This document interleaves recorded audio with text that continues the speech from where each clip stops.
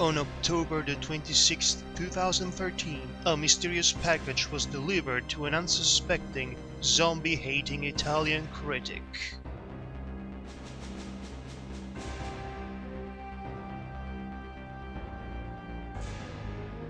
The package, ironically enough, contained a couple of issues of an indie comic known as Zombie Outlaw.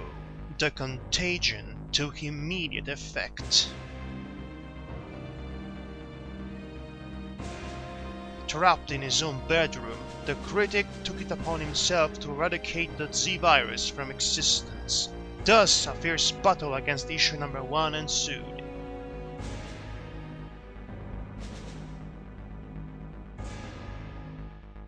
Despite suffering some collateral damage, including his own jacket magically disappearing in one scene only to reappear in the next, the critic emerged from the fight victorious.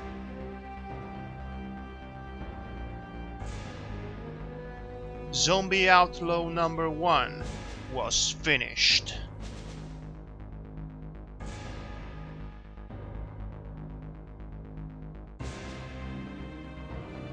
But that was only the beginning.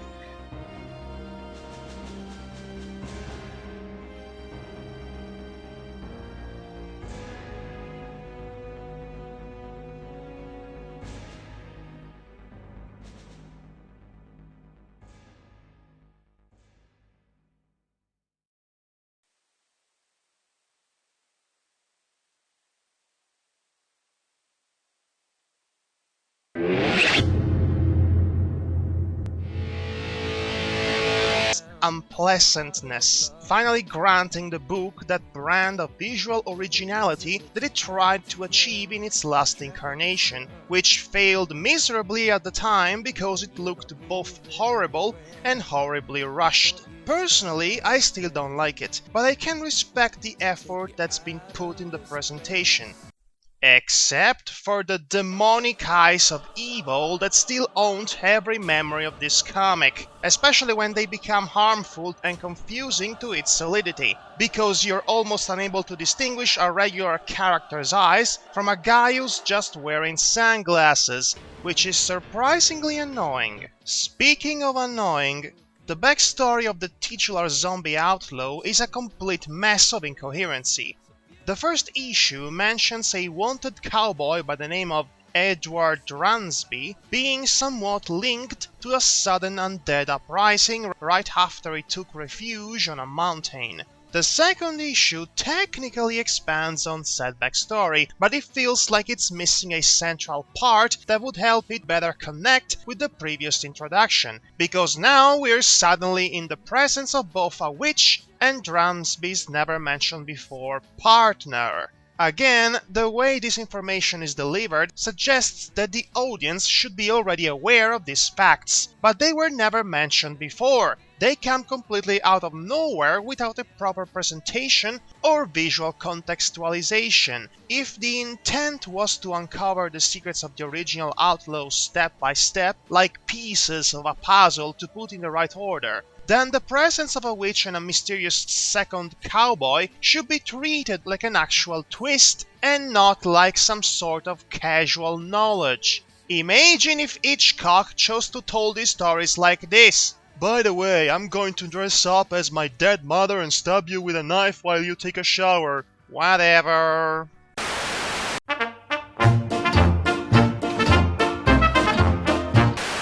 This is definitely the most glaring flaw of the comic because it has already dampened any hope to be invested in its story right at the very beginning, and all of its other little problems aren't any less bemusing. At the end of the previous issue, Will turns into the cadaveric corpse of carnage and seems ready to start an actual zombie apocalypse. Unfortunately, he reverts back into his normal self simply by losing his hat, and spends most of the comic in bed doing nothing. So much for that promise. he did manage to mangle a bulky guy by the name of Tad, whom was previously introduced as the spectacularly uninteresting love rival for the equally bland and frustratingly complacent main character guy. He lies in a bedroom from the campus nursery with a very on-the-nose anti-steroids poster, especially in a place that can be easily accessed by any of the patients. Of course, I'm fully aware of the attempted joke here, and I stress attempted, trying to provide a satirical commentary on having a medical facility condemning the use of drugs while hypocritically sheltering them because of either massive negligence or plain unlawfulness. Either way, the gag falls completely flat because it feels forced into the context without any real need to be there in the first place. Not to mention the eye-rolling obviousness of its nature.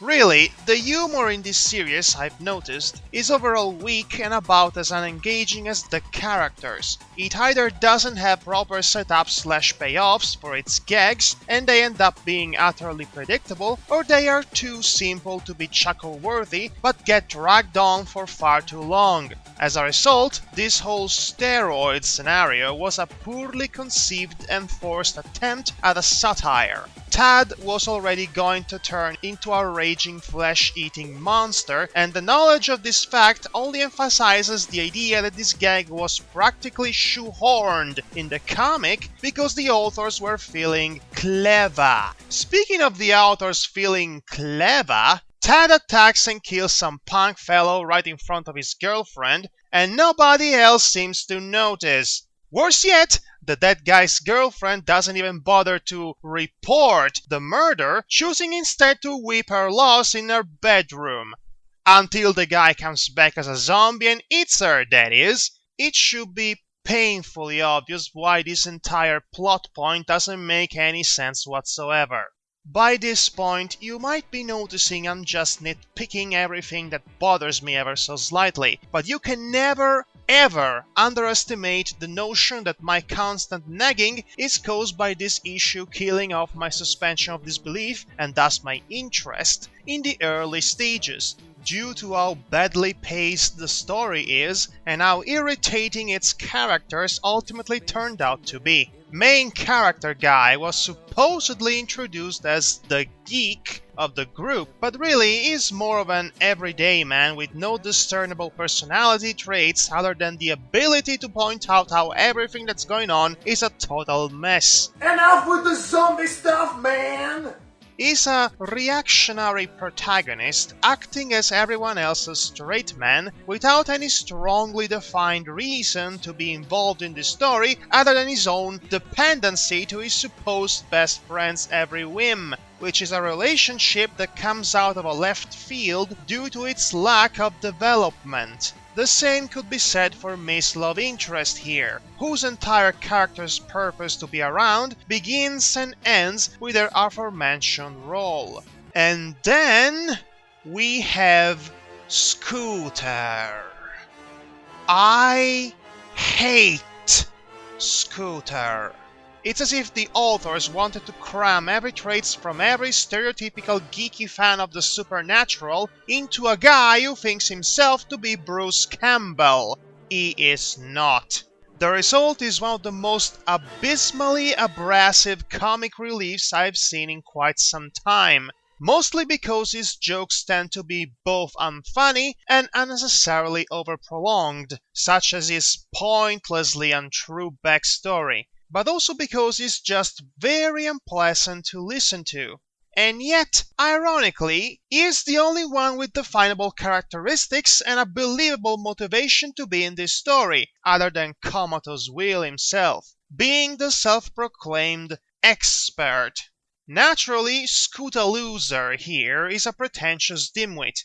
And then main character guy suddenly starts fighting with him after the dimwit makes a sexist comment about Miss Steroid's abnormally shaped rear end. Now, in regard of this particular scene, I would like to point out that Mr. Brian Apodaca, for the past 2 months or so, has been pestering me, requesting me, to play a certain fight scene from a certain film by the title of Hit, as a joke for this particular section of the comic.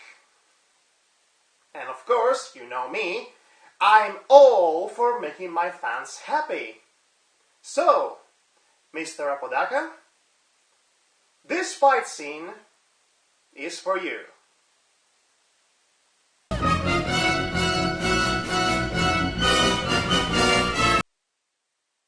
Happy? What is the actual reason for the aggression, you might be asking?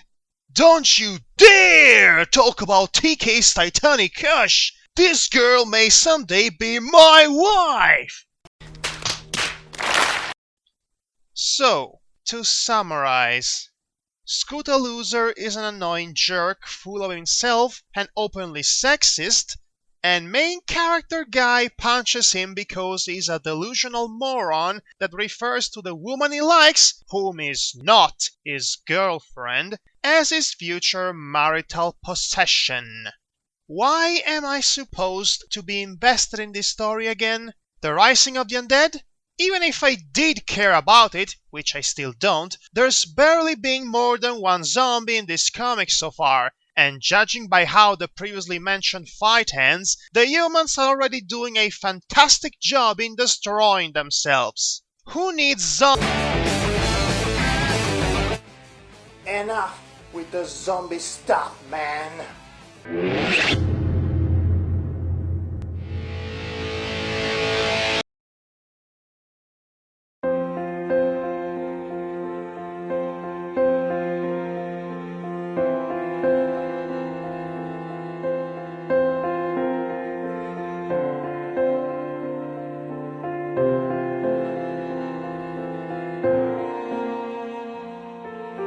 I'm just a lonely zombie.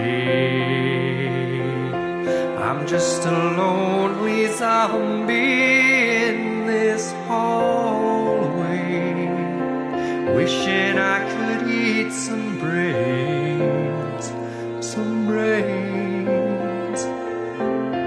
I'm just a lonely zombie. I'm just a lonely zombie. Somebody tell me, where are the brains? Brains. I really need to eat some brains. Brains are this way. Brains are this way. Brains are this way. Brains are this way. Ah, so that's how the artist looks like. That explains everything.